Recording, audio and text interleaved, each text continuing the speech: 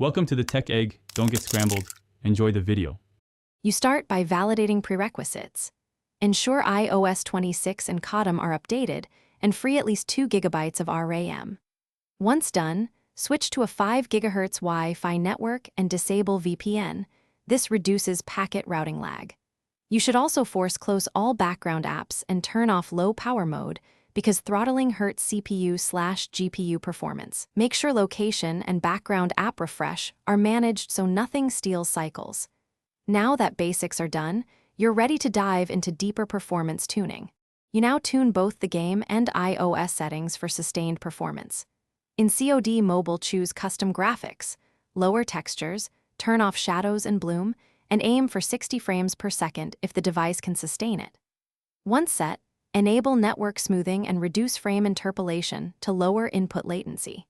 You should also clear the app cache, disable unnecessary background app refresh entries, and turn off Wi-Fi assist to prevent network handoffs. These steps balance CPU, GPU, and network demands for smoother play.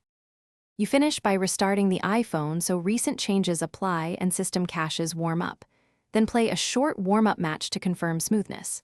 If lag continues, reset network settings, reinstall Codm, and check for any pending iOS updates or game hotfixes that address performance.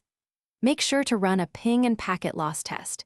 If you see high loss, use router quality of service rules or contact your ISP. Follow these final steps, and you'll isolate residual issues quickly and effectively. Thanks for watching. Consider subscribing if I helped unscramble your problems.